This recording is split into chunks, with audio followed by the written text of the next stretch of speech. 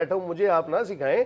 मैं जड़ को भी जानता हूं, मैं अर्ज कर रहा हूं, मैं जड़ को भी जानता हूं, मैं शाखों को भी जानता हूं। इसीलिए आप जहां पर गलत बात करेंगे मैं नकब मैंने तो अभी तो इनको अभी मेरा केस भी नहीं समझ आया। सर मैंने केस समझ लिया। रियली? तो मुझे इनको तो समझाने दें। चले हमें समझ लेने दो। गलती जहां पे गलती होगी आप बयान करें, आप मोटिवेशनल स्पीकर हैं, आप बोलें, लेकिन जहां पर आप गलती करेंगे वहां पे मैं मोटिवेशनल स्पीकर हूं और बयान आपका जारी है। तो बयान मेरा इसलिए जारी है ना, आप गलत कर रहे हैं। मुफ्ती साहब जहां पर गलती आपके ख्याल में होगी, जहां पे गलती हुई मैंने बात की, अभी तक ना जिस बंदे ने भी ये प्रोग्राम देखने ना उनको समझ नहीं आया मेरा केस, क्योंकि आप जैसे ही मैं केस प्रेजेंट करने लगता हूं आप छलांग लगाते हैं। आप केस प्रेजेंट करें, मुफ्ती साहब केस प्रेजेंट कर लेने देना, आपके पास भी तो बॉल आना ही है ना जी। केस पेश करें साहिल साहब। अब हमारे यहाँ मसला ये है नहीं, सुन लेंगे साहिल साहब। हमारे यहाँ आपका नाम क्या है? इनका नाम क्या है? मुफ्ती सखावत मुनीर। सखावत साहब पहले नहीं है पता है, और ना ही आखिरी है। ये मौलवियों ने ना पूरा का पूरा ना एक पूरा ये सेटअप ऐसा बना लिया हुआ है कि अगर कोई आपकी तरह का रोल ना अदा करे तो इस्लाम में खिदमत नहीं कर रहा। आप अपने उस रोल में, आप अपने उस रोल में फिक्र नहीं करें। इस्लाम आप पता क्या, हम सब, आप इतनी खूबसूरत मिसाल है ना एक क्लासिकल मौलवी की पाकिस्तान में, इतनी खूबसूरत मिसाल है आप कि हर इंसान उकता गया इस वजह से, हर, क्योंकि ये सिर्फ और सिर्फ किबर की निशानी है कि अगले बंदे की बात ना सुनी जाए। ये सिर्फ किबर की निशानी है कि बात काट के ये बताया जाए कि तुम गलत। आपको किबर की तारीफ ही नहीं आती, आप तारीफ ही गलत कर रहे हैं उसकी। अब देखिए आपने मेरे पे लकब लगाई। भाई एक बंदा गलत बात कर रहा है, एक बंदा गलत बात कर रहा है, उसकी बात को सुनना क्या ये किबर है? पूरी बात सुनने के बाद करना किबर नहीं, वो गलत बयानी है कि जो बंदा किसी गलत बात को तस्लीम कर ले और कहे जी ठीक है बोलता है। अच्छा मुफ्ती सर आपका तो काम था जनाजा पढ़ाना, अब यहाँ पे मुझे सर मेरा काम मैं बताता हूँ, मैंने कहा है मुआशरे नहीं जिम्मेदारी। आपको क्यों नहीं समझ आती जनाब? तो आपने वापस क्यों नहीं ली अपनी जिम्मेदारी? मैं वापस ली है ना, इसलिए मीडिया पे बैठा हूँ, इसलिए मैं काम कर रहा हूँ, मैं मतलब तबलीग कर रहा हूँ, मैं तहरीर कर रहा हूँ, मैं तकरीर कर रहा हूँ। अल्हम्दुलिल्लाह मेरे ऊपर इतनी जिम्मेदारी है, मैं तो बस ऐसे ही तो नहीं प्रोग्राम में बैठ गया ना। बस ठीक है, अब ऐसा करें, अब फलसफे में भी जो तहरीफें हुई हुई ना वो दुरुस्त करने से स्टार्ट करें, कोशिश कर रहे हैं इंशाल्लाह हो। नहीं, इस्लाम के फलसफे में जो मौलवी साहब ने, उलमा ने तारीफ की हुई है, फिर और काबिज कर दिया हमें कि इस्लाम सिर्फ नवाज शरीफ की तबाह करने का नाम है। मैंने तो ये नहीं कहा ना, आपने नहीं कहा पढ़ें किताबें, ठीक है? आप मेरी बात मैं आपकी नहीं, मैं मदरसे की बात कर रहा हूँ। आप क्यों बात करूंगा मैं जातियात पे थोड़ी। मैं हाफिज़ साहब एक पॉइंट यहाँ पर ऐड करके ना तो फिर आगे बात चलाता हूँ।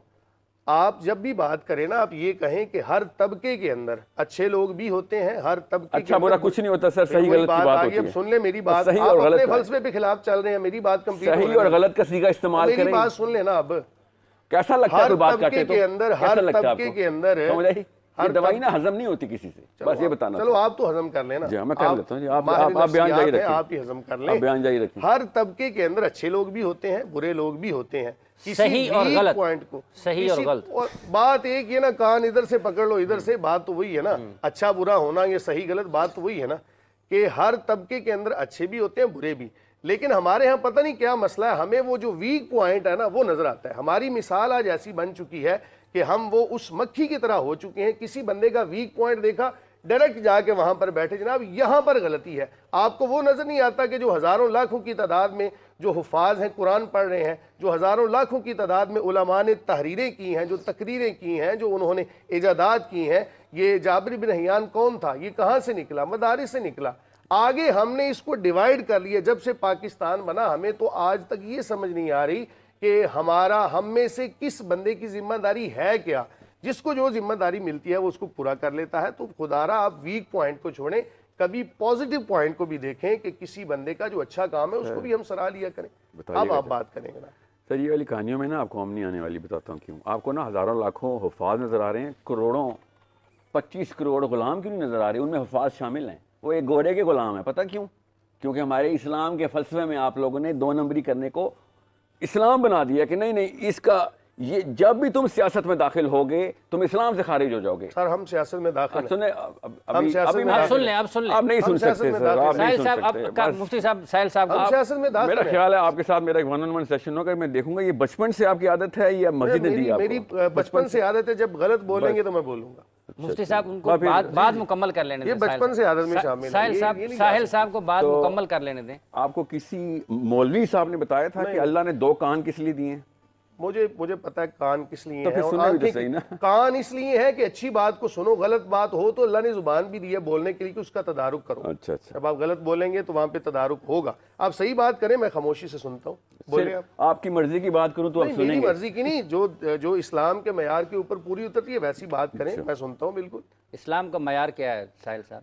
इस्लाम का मयार है कि सिर्फ नबी अलैहिस्सलाम की सीरा को एज इज़ पूरी दुनिया पे नाफिज किया जाए, ये इस्लाम का मयार। इसके मयार मेरा मोहम्मद है, ठीक है, मयार का मतलब मेरा नबी है सल्लल्लाहु और कुछ भी नहीं। इसलिए वो मयार बार बार तोड़ रहे हैं ना, तो इसलिए मैं उनकी वो सरजनिश करने की कोशिश कर रहा हूँ कि दाढ़ी कुल्ला रख के मोहम्मद की सुन्नत के खिलाफ तो ना जाओ ना भैया, ये तो ना करो ना। मीडिया आपको ना इस तरह की हरकतें करना जेब देता है, आपको नहीं देता। सुने सुने, अब बात इनसे हो रही है, मयार क्या है?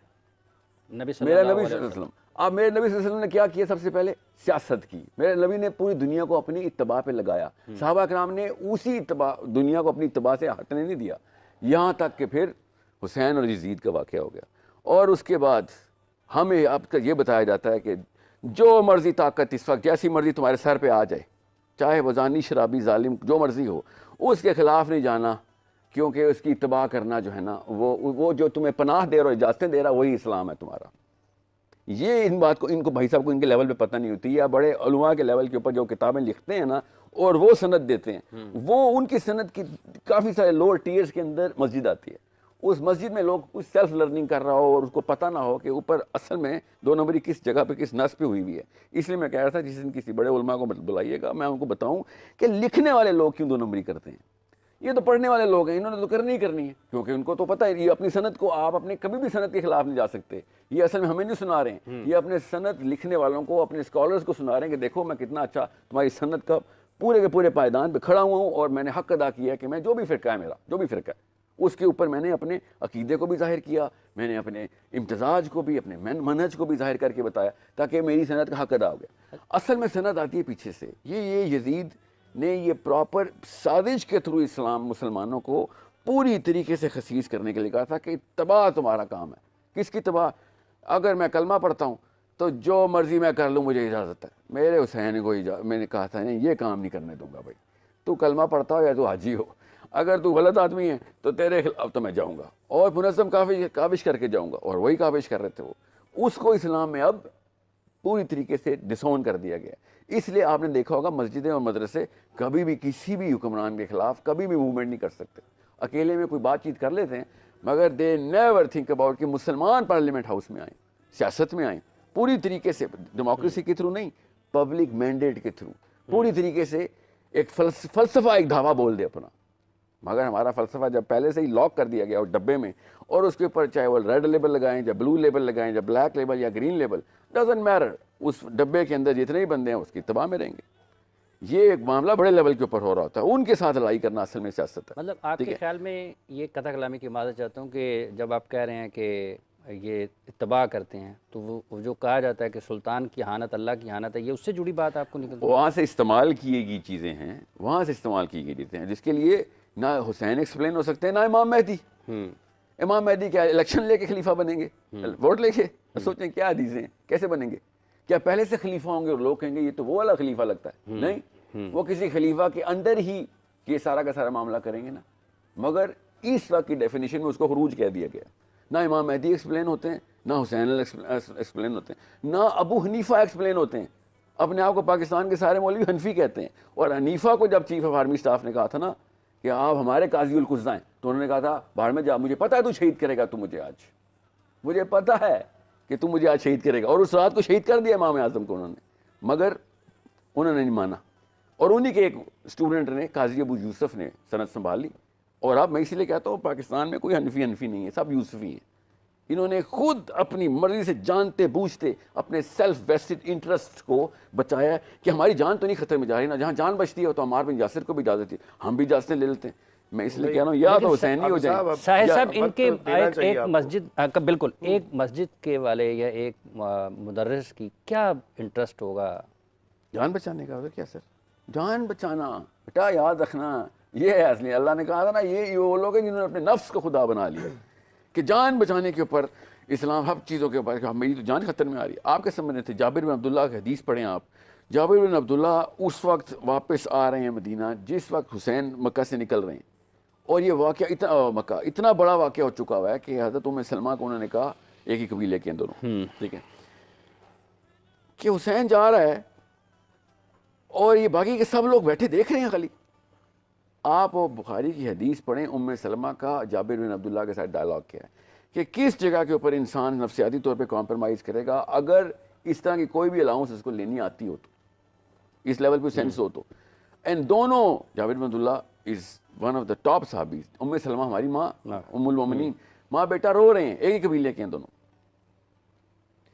And they are letting Hussain अलैहिस्सलाम गो कि भाई ये वाक़या ऐसा है कि इसमें हुसैन अलैहिस्सलाम ने कह दिया मैं ख़ता पे नहीं हूँ मगर ख़तरे में हूँ, तुम ख़तरे पे ना हो, मैं ऐसा करता हूँ, तुम लोगों को खुद इजाज़त दे देता हूँ कि तुम अभी तैयार नहीं हो इस लेवल के लिए, मुझे अकेला जाना पड़ेगा।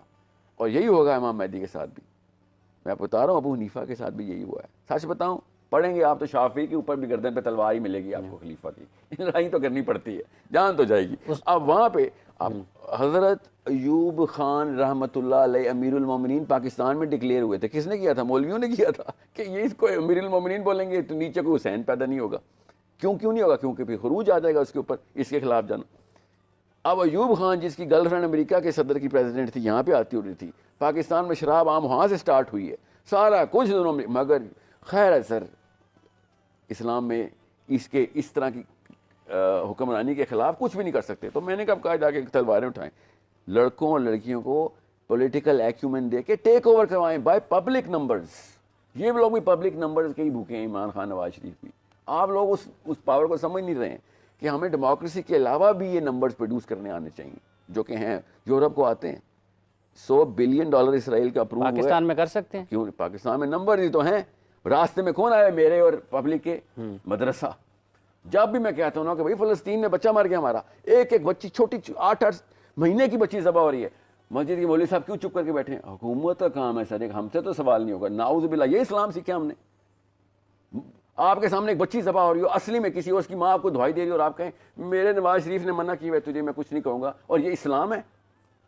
आप लोगों को ये इस्लाम पहुंचा कि हाँ जी यही पहुंचा है, इसलिए मदरसा डाउन हुआ है, इसलिए कोई इज्जत नहीं करता। 7 अक्टूबर के बाद तो किसी आलम को मेरे सामने बैठने की जरूरत नहीं होनी चाहिए, क्योंकि ये सवाल मैं करता हूँ कि फ़लस्तीन की बच्ची के पीछे आप लोगों ने पूरी की पूरी हुकूमत को गर्दन से पकड़ के फ़लस्तीन क्यों नहीं भेजा? आपके पास तो मस्जिदें थी, लाखों में मस्जिद थी, मगर आपके पास पता क्या था? आपके पास वो फतवा था कि नहीं, इन लोगों के खिलाफ मैंने बात नहीं करनी। ऐसे फलसफे पे भी लानत हो, ऐसी सोच पे भी लानत हो कि जो एक फ़लस्तीन के 30,000 बच्चों, और क्या इससे उससे भी सख्त, उस गोली से सख्त हुए अल्फाज हैं जो बच्ची के 8 महीने की बच्ची के गली में इसराइल की गोली लगती है, उससे भी सख्त अल्फाज हैं। मोहम्मद बिन सुलेमान की बैत करना सख्त है या फिर उस बच्ची को मरना सख्त है? आप मुझे बताएं कौन सी चीज़ ज़्यादा सख्त है? बहुत आसान करके मैं बता रहा हूँ आपको, सवाल हम सब के दिलों में है। अक्टूबर के बाद मुझ जैसे मुसलमान को नहीं चैन आना। मेरे सामने तो जब कोई मौलवी साहब आते हैं तो मैं उनको ये देखता हूँ कि भाई एन मौके पर छुप के भाग जाते हो, और वो भी फतवों की आड़ में, और सर पे कुरान रखा होता है। ये इस्लाम ने ये सिखाया कि फ़लस्तीनियों को मरने देना है?